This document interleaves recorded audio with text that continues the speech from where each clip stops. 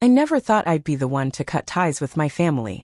I always imagined I'd be the dutiful son, the one who'd stick around, help out when needed, and be there for my parents no matter what. But life has a funny way of showing you people's true colors when money is involved. My name is Daniel and I have a twin brother, Jason.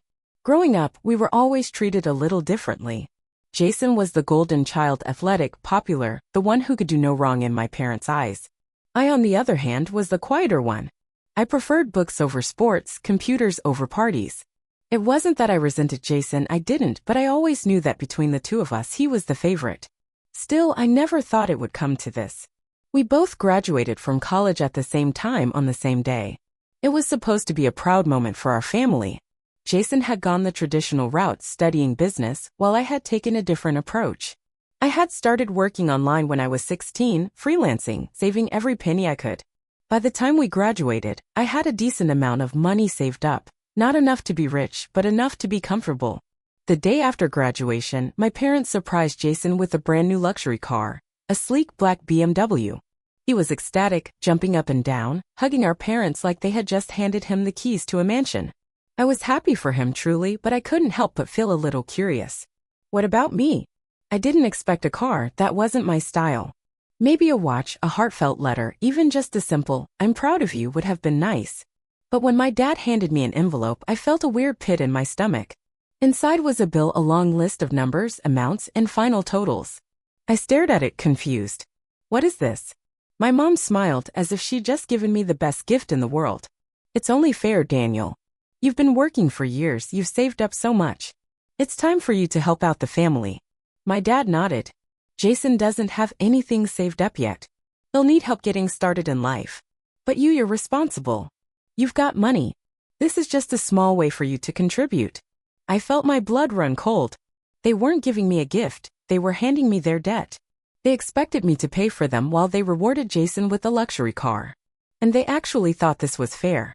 I looked at Jason, expecting, I don't know, maybe a little guilt, maybe a hey, this isn't right. But he just shrugged and said, come on, man, you always say you don't care about money. That was when I made my decision. I took a deep breath, folded the paper neatly, and slid it back into the envelope. Thank you for this, I said, my voice even. It's a real eye-opener. My mom beamed. I knew you'd understand. I smiled back. Then I packed my bags and left. I didn't yell, I didn't argue. I just walked out. They didn't try to stop me. I don't think they fully realized what I was doing, not yet anyway. But that would change soon enough because 2 weeks later I got the first desperate call. I ignored the first call, then the second, then the third. My voicemail was full of messages from my parents, my brother, even my aunt. At first they were casual. Hey, Daniel, we just wanted to check in. Call us back. Then a little more insistent. Daniel, why aren't you answering? We need to talk. Then desperation. Please, Daniel, we didn't mean it like that. Just call us back. But I didn't. I wasn't going to give them the satisfaction of acting like nothing had happened. For the first time in my life, I was putting myself first. The first week after I left, I stayed at a cheap Airbnb in another city. I wasn't sure what I wanted to do yet, but I knew I wasn't going back. I had enough savings to figure things out, but my parents, they weren't as lucky. By the second week, my brother started calling. At first, it was all bravado. Dude, stop being dramatic.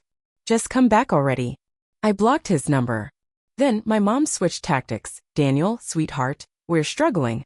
You know we've always supported you. Can't you just help us out a little? That was rich, coming from the woman who had smiled as she handed me a bill instead of congratulations. Then the real panic set in. One evening, I was checking my email when I saw a message from my dad. Subject: please read this. I hesitated, but curiosity got the best of me. Daniel, we're in trouble.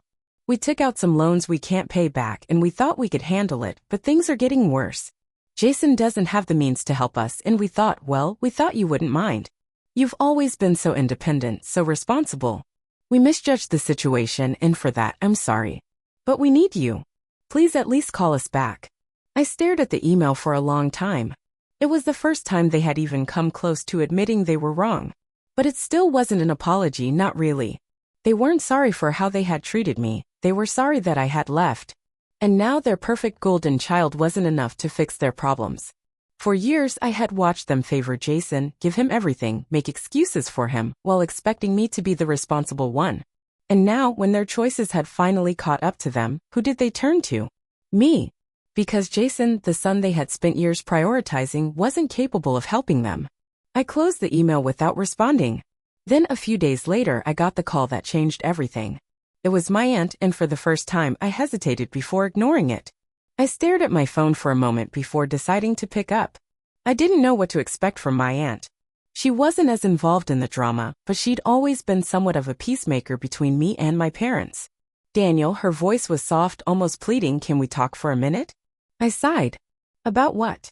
About your parents. They're worried about you. Yeah, I know, I said, keeping my tone level. But I think they're a little more worried about themselves right now. There was a long pause, then she said, "Please don't be like this. They made a mistake. They thought you would understand. They didn't mean for things to go this way." I could hear the desperation in her voice, but I wasn't backing down, not now, not after everything that had happened. I took a deep breath and asked the question that had been swirling in my mind for days. Why, Aunt Karen? Why did they buy Jason a car if they're struggling? If they're in debt, how's that even possible? How could they think that's okay? There was another long pause, then finally she spoke, but her voice was shaky. I don't know, Daniel. They thought they could handle it. They always wanted to give Jason the best, and they figured it would be a good way to celebrate his graduation. They never imagined you'd leave over it. I felt the weight of her words, but it didn't change anything. My parents had always put Jason first, given him whatever he wanted, and now they had crossed a line that I couldn't ignore. And what about me? What did I get for graduating, huh? A bill? A bill for their debt? I couldn't keep the bitterness out of my voice. She was quiet for a moment. They didn't know how to show you they were proud of you, Daniel. They thought you'd understand because you've always been the responsible one. But they were wrong and they regret it. They really do. I shook my head, even though she couldn't see me. It's not about that. It's about respect. It's about how they've treated me all these years, how they've always put Jason on a pedestal and expected me to take care of everything else. I could feel the anger rising, but I kept my voice steady. They didn't give me a car, an opportunity, or even a proper thank you for all the work I've done. Instead, they gave me their problems and now they want me to fix them. Aunt Karen was silent for a long time. Daniel, I think they're finally realizing they've messed up. They just don't know how to fix it. Please come home. Let them make it up to you. I wasn't sure if I could. The emotional toll was too heavy, but something inside me softened, just a little. Maybe I said, but they have to show me they're serious. This can't just be another excuse. If they really want to fix things, they need to prove it. Aunt Karen sighed in relief. Thank you, Daniel. I know this isn't easy. Before I could respond, she added, but there's something you should know. Jason called me too, and he's been asking if you'll come back. He's not as indifferent as you think. I frowned. Really? He's actually concerned? Yes, she said quietly. But it's more than that. He's starting to see the bigger picture. He's starting to realize just how much you've done for the family and how much he's taken for granted. I didn't know what to think of that. Jason, the golden boy, realizing his actions? It sounded too good to be true. And now, with all their mistakes catching up to them, they were losing it all. I wanted to gloat, to rub it in their faces, but I didn't say a word for a long time. Jason kept talking, his voice breaking, but I couldn't bring myself to feel sympathy. Finally, I spoke, my voice firm. Jason, you didn't have to lose the car. You should have known this would happen, that they wouldn't have the means to keep up. They always expect me to clean up their mess, but this time, I wasn't there to pick up the pieces. Jason was silent. I warned them too. I continued, my words sharp. Now, when they handed me that bill instead of a gift, I told them it would come back to bite them. And now it has. Jason's voice grew desperate. Daniel, please. I know this is messed up, but they didn't mean for this to happen. We never wanted it to turn out like this. I paused, savoring the feeling of power in this moment.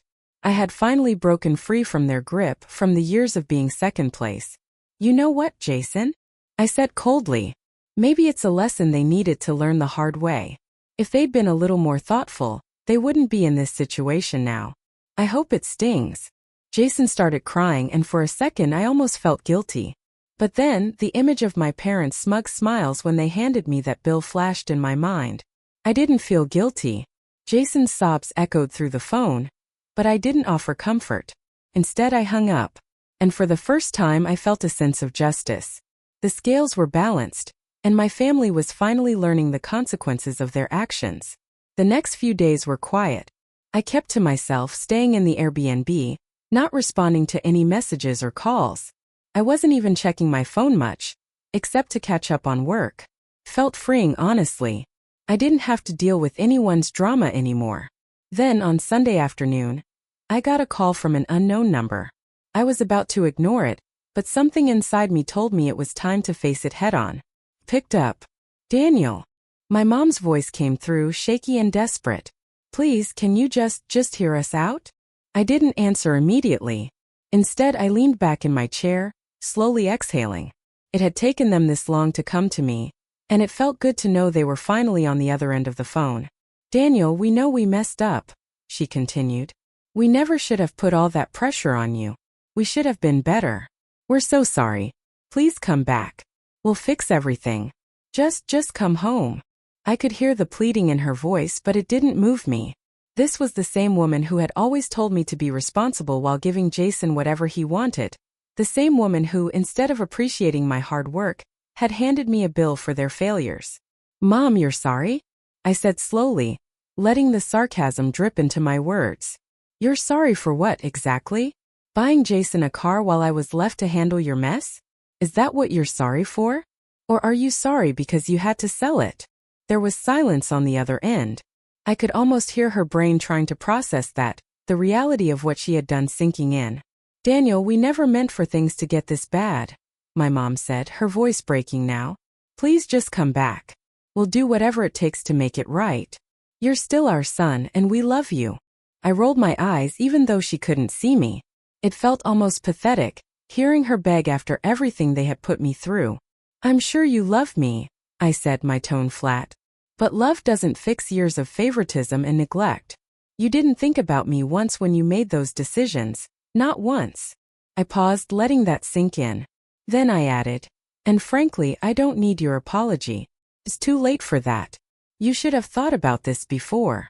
The line went quiet again and I could feel my anger building, but I kept it cool, just like I had learned to over the years. I'm not coming home, Mom. You made your choices and now you're living with the consequences. I'm not here to clean up your mess anymore. There was a long, drawn-out pause, and then my dad's voice came on the line, sounding strained, desperate. Daniel, please. We were wrong. We see that now. We didn't mean for it to come to this. We never meant to push you away. I let out a low laugh, my voice ripe with contempt. You didn't mean to push me away? Well, you sure have a funny way of showing it.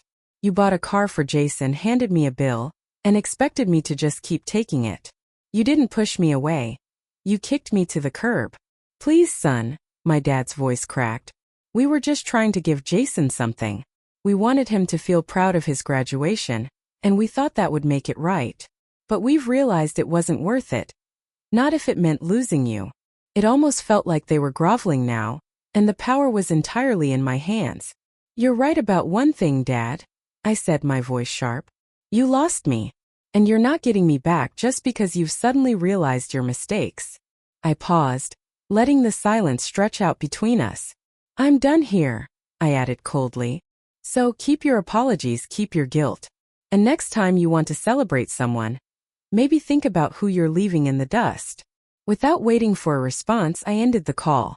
I stared at my phone for a long time, the satisfaction of finally putting my foot down sinking in.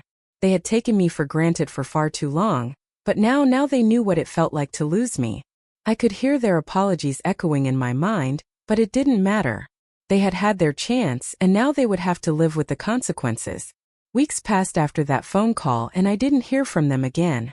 The silence was almost louder than the chaos that had led up to that moment.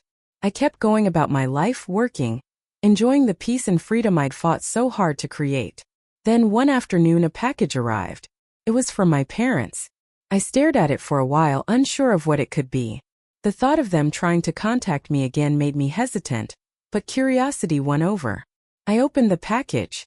Inside was a simple letter, handwritten, the paper creased from being folded too many times. Daniel, we don't expect you to forgive us. We know we hurt you.